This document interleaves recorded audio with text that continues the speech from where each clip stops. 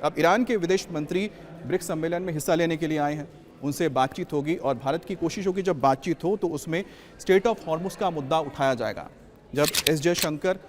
बात करेंगे अब्बास अरागाची से तो भारत अपना सबसे अहम कंसर्न बताएगा, वो है तेल। जी हाँ, ऑयल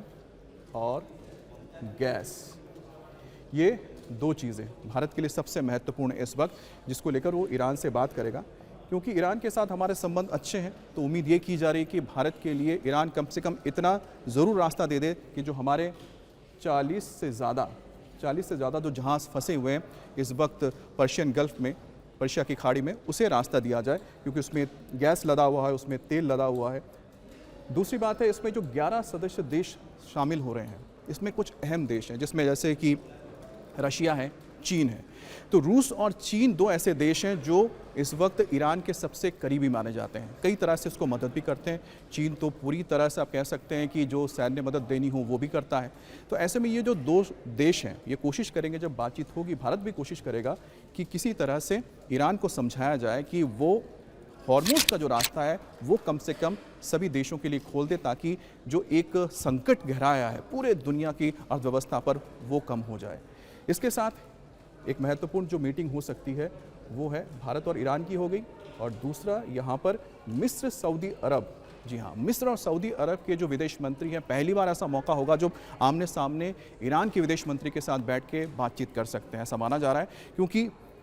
मिस्र और सऊदी अरबिया दो ऐसे देश हैं जो पर्दे के पीछे से लगातार कोशिश कर रहे हैं पाकिस्तान के ज़रिए संदेश भेज के कि ईरान जो अमेरिका की ओर से समझौता या फिर डील दी गई है उसको मान लें। और लगातार पहले से भी कोशिश हो रही थी, क्योंकि जो अरब लीग है उसमें मिस्र भी शामिल है, सऊदी अरबिया भी शामिल है, और लगातार इनकी कोशिश होती है कि जो इस्लामिक देशों का जो संगठन है वो ईरान को इस बात के लिए समझाए कि वो इस वक्त जो हालात बने हैं मिडिल ईस्ट में उसको, तनाव को कम करें और जो समझौता है उसके लिए तैयार हो जाए।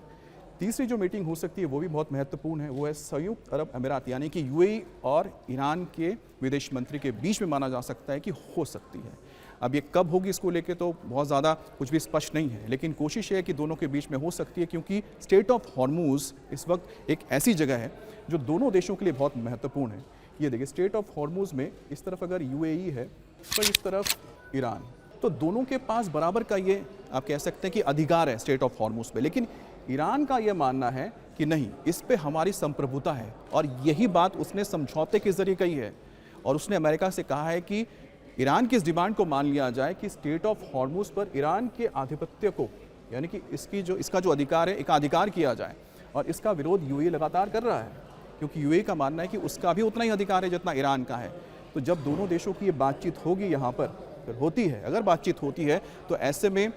यूएई इस बात को रखेगा इसके सामने, ईरान के सामने, कि वो अपना एकाधिकार की बात जो करता है उसे छोड़ दे। अब इस बीच ये पूरा हम मान सकते हैं कि भारत ही एक समाधान यहाँ पर दे सकता है, वो है बातचीत के ज़रिए। क्योंकि भारत वो मंच दे रहा है इन तमाम देशों को, देखिए इन तमाम देशों को जो इस वक्त इस युद्ध में किसी भी तरह से जुड़े हुए हैं या उसका हिस्सा हैं या उनके ऊपर इस युद्ध का असर पड़ा है मिडिल ईस्ट में, कि वो ईरान के विदेश मंत्री के साथ बैठ के इसको सुलझा सकें। और सबसे महत्वपूर्ण भारत की कोशिश होगी कि हमारे जो हित हैं उसको किस तरह से हम इस बातचीत के जरिए, इस मंच के जरिए हम अपनी पूरी कर सकते हैं।